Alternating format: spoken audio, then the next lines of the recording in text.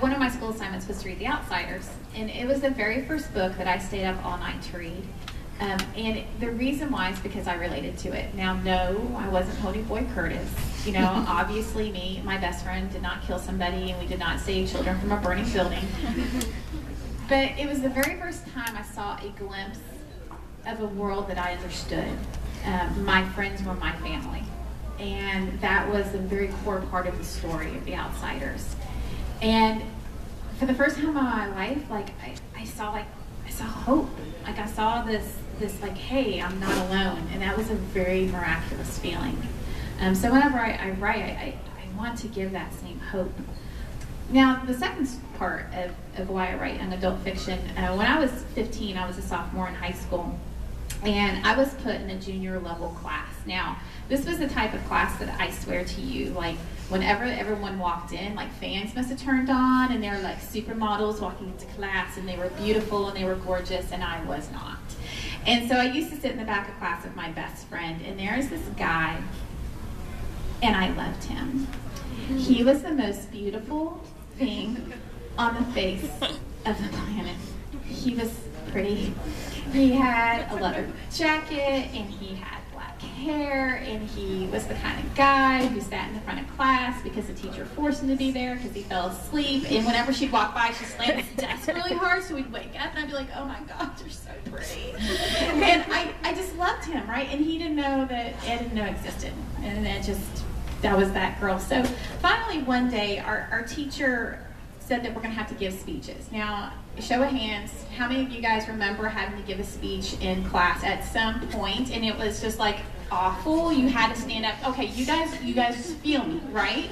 Right? Okay, but here was the thing. I realized this was my moment. I realized that when I stood up in class, this guy was going to realize this is the girl I'm going to marry and have 15 children with, right? Now, so I'm so excited. I researched this speech. I memorized this speech. I was this speech, okay?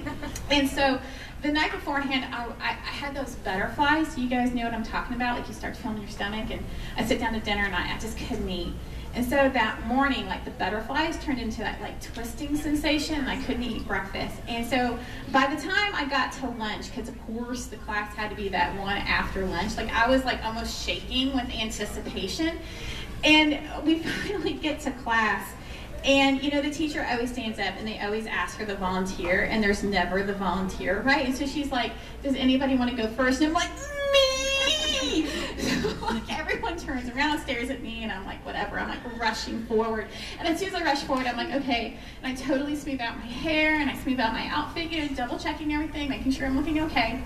And I open my mouth, and I look down, and he's like halfway awake, and I'm like, and the world starts to go to the right, and the world starts to go to the left, and I pass out. Now, it would not be so bad if I had just passed out.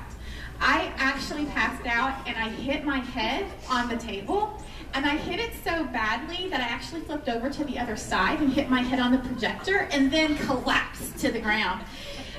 And so I come to, and the first thought I have is my bed is really, really hard. And then I hear, get out. I'm like, why is my teacher in my room telling me to get out? And then I hear like thumping because it's everyone in class like getting up and leaving. And I'm like, no. And then the next thing I hear is, please don't be dead, please don't be dead, please don't be dead. And sure enough, obviously I was not dead, though I'm going to be honest, I wish I had. And there obviously must have been some sort of state law that if you collapse and hit your head multiple times that you have to be carried down on a stretcher. So, of course, it had to be between classes, and everyone's staring at the girl on the stretcher being carried down 3 flights of stairs. And I finally get home, and my best friend gets home, and I call her up, and I'm like, how did it go? And she's like, well, he noticed you. True story. And it's because of that, that's why I write young adult fiction. And this is why we don't let her go first.